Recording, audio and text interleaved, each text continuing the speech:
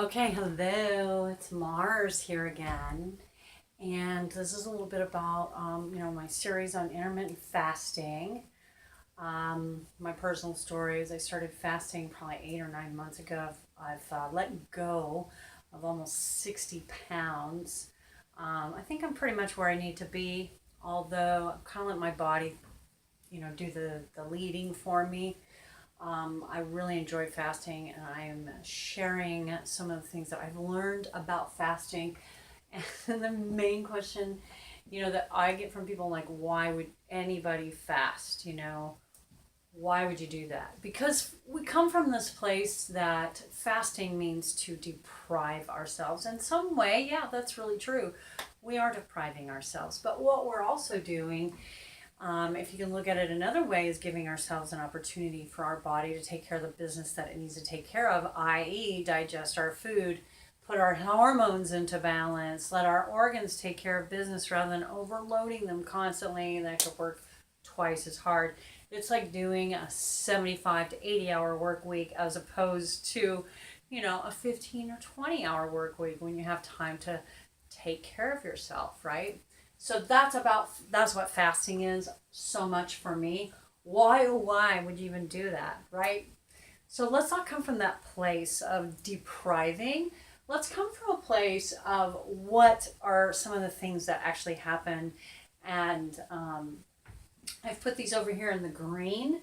This is just three little deals. Number one, insulin levels drop. Insulin levels are going to drop because you're not constantly engaging the hormone of insulin, because you're not constantly eating high carb, glucose, sugary rich foods, right? So you are allowing that insulin hormone to decrease in your body. One of the things that I remember learning from Dr. Berg is that when you are engaging insulin, you are not burning fat. In other words, you're not taking the stores of fat from your body.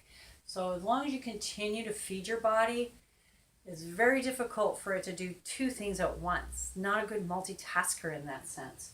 So the beautiful thing, when you don't eat, guess what? Your insulin levels drop. Number two, after a day or two, 24 to 48, depending on who you are, your ketosis starts to kick in, right? What is that? That is when your body starts making ketones. And that is what the fat burning process is all about. So you begin to burn fat from the stores of your body, wherever they are, um, instead of burning sugar. That's pretty cool. And then number three, this is another great thing that happens, autophagy. It's basically where your cells or your body eats itself. So your cells have these natural little vacuum cleaners, little pack people, pack men and women, Mr. and Mrs. Pac-Man. They can go in and do some house cleaning, right? When you run the vacuum, you get to pick up all your stuff around. Your cells do the same thing. They get rid of all of those things that they're not needing. They do a lot of purging and house cleaning. But if you keep piling stuff on, your dirty laundry, you keep wearing your shoes all over, tracking mud in the house. In this case, that's the analogy for continuing to eat and eat and eat. And it's really hard for your cells to clean the house, which is what autophagy is. So anyway, that's what happens. Also, 24 to 36 hours. Actually, it happens, I think, a lot sooner than that. Let me get back to you exactly on that. Like your cells are always cleaning. They're always cleaning. They're always taking care of that kind of business. They're always rejuvenating. So that happens also when you're fasting, however. So another great thing, and these are all in orange, this is the stuff that I really enjoy. I don't know exactly. I don't feel ketosis happening. I don't really necessarily. Sometimes I do actually feel my insulin levels drop. But this is what it is. I feel great. It's probably because all of this stuff is happening, and that feels great. Like my body's like, hey, thanks a lot. So your body becomes somewhat grateful to you for not overworking it, right? So you don't feel sluggish. You don't feel bloated. You start to really kind of feel great. It's cheap.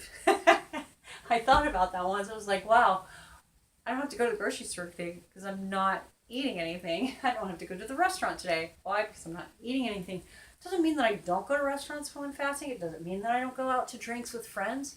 I've gotten to a place where it really doesn't bother me. My friends know what I do. This part of my lifestyle is not a big deal. I get to participate however I want to participate. And so it does feel great also.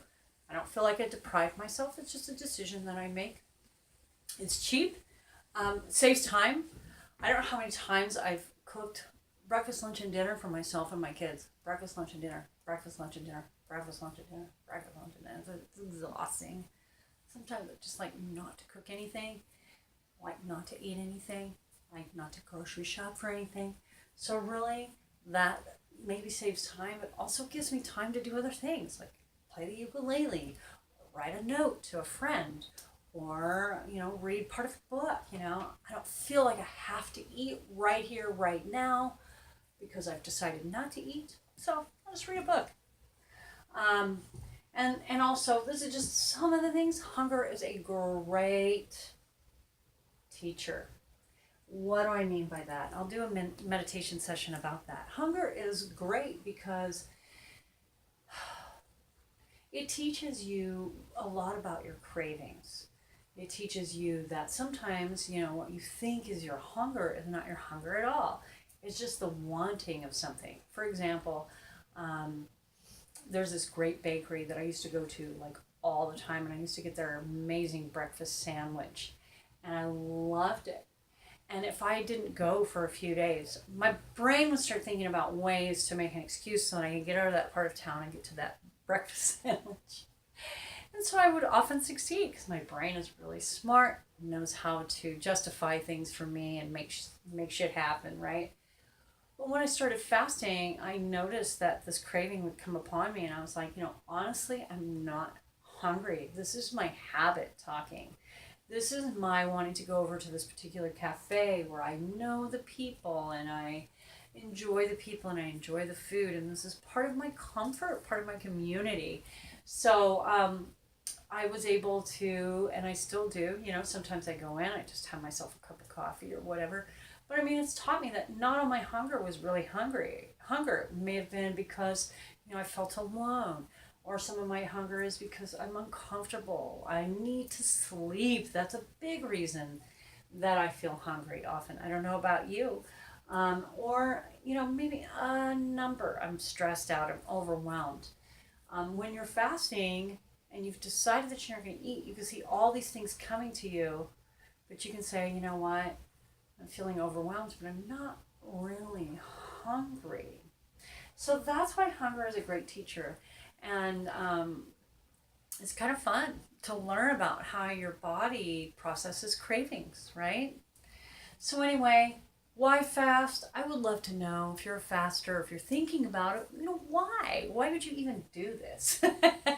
And, some of the great things that you've learned, some of the wonderful things that you expect to get out of it, what you have gotten out of fasting, anything that you would like to share. So I hope any of this has helped you, and really take great care of your sweet self. You absolutely deserve it. You deserve to be healthy and treating your body well. You are so worth it. So thanks for joining me today. Take care, okay?